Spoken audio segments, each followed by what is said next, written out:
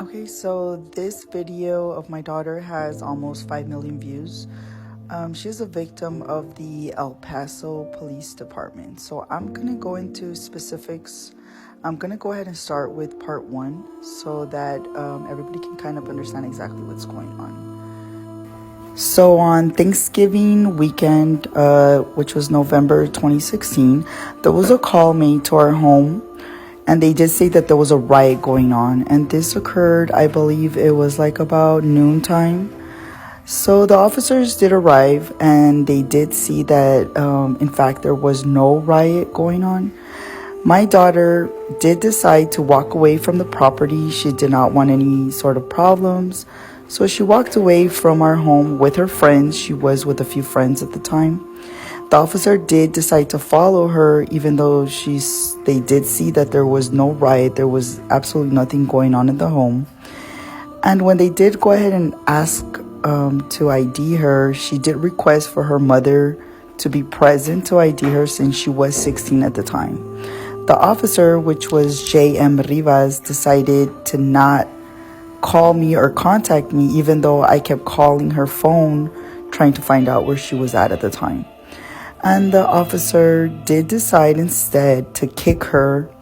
Well, first he sat her on the curb and then he decided to kick her on her leg until she did state her name. She did refuse to give her name until I was present. The officers did not answer the phone. They did not try to locate me, or they didn't go around the home to try to find out exactly what was going on. So my daughter did decide to stand up and said, well, I did not do anything illegal, sir, so I'm going to go ahead and walk away. The fact that she was walking away, the officer, which was J.M. Rivas, decided to pull her back down, throw her straight to her face on the street, which did make her black out, and then did handcuff her. So this picture shows the damage that occurred to her face during the interaction. So the officers did go ahead and detain her and they did handcuff her. And during the time that she was detained, this is the aftermath of her wrist. They did detain her for only 45 minutes to 1 hour, and this is what the damage did in those 45 minutes to 1 hour, which I do find that it's a little extreme, because obviously they did go ahead and tighten her handcuffs a little too much, to the point that it did leave damages and bruises afterward.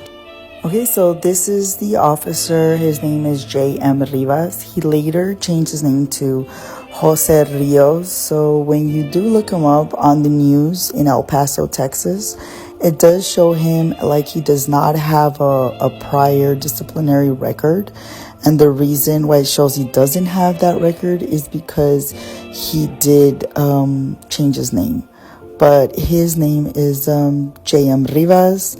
And currently now his name is Jose Rios. But he is the same person and he does have a prior disciplinary record. I do also want to add that he was the same police officer that pointed a gun to a lot of small children. They were all under like 11 years old. They're also in El Paso, Texas, a year after what occurred to my daughter. And this was, he was viral. He did come out on CNN.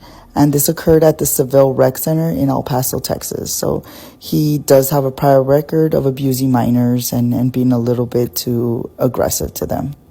After this officer did detain her, after he hit her and everything, there was a female officer that did arrive to the scene. They did go ahead and search her body, and they saw a key in her bra, and Sergeant Paso did decide to obtain the key, and he decided to go around, which was a block away, to my home while I was showering my 2 younger daughters, and he entered the back door by using that key illegally, obviously, without a warrant, and he did point his guns to me and my daughters at the time. And here's a picture of him and Officer Villagran. So it is Officer Paso and Villagran that entered the home without a warrant. After this event occurred, I did go ahead and take my daughter, Evelyn, to her pediatrician at the time when she was 16. And the pediatrician did state that she needed to not go to school for a couple of weeks due to the traumatic event. It was such a horrible experience for her. She did miss school a lot due to this issue. So I did go ahead and get a lot of comments regarding the fact to submit all this information to the El Paso Police Department Internal Affairs. So this is the response from the El Paso Police Department Internal Affairs, and it does go ahead and state. Okay, so it says evidence supported a finding of a violation of the policies, procedures, rules, and or regulations of the department. And this is signed by Jennifer F. Callan, which she is the Director of Professional Accountability. It was signed on August 21st, 2017. So they were found guilty for what they did at the time. So this is a picture of my daughter in Florida. This was a few years ago. She did go ahead and move on. She was very happy. She was doing very well. She was working 2 jobs, even though I did not want her to work the 2 jobs. She became a supervisor at 1. She did decide to return to El Paso to visit, unfortunately. So in January, she went to go visit Texas to visit her grandmother. And during the time that she visited, unfortunately, she was hit by a drunk driver and she did immediately go into a coma. So at the time, we were waiting for a trial date due to the fact that now she is incapacitated due to the drunk driver that did hit her. We have not been able to obtain a trial date yet. So currently, this federal lawsuit is still pending. Okay, so this is the federal lawsuit showing that we're just waiting for Evelyn to get better. So it's still pending right now. Okay, so I did want to go ahead and add this as well. So my daughter here, it does show that she was found not guilty of, I believe it was a charge regarding a vehicle damage, some sort. Either way, I do just want to let you know her birthday is 10/17/2000. Her name is Evelyn Ramirez, and she has 0 criminal record. So when anybody says that, it must be something due to her prior record, there's absolutely no record of any sort. She is actually a very good kid.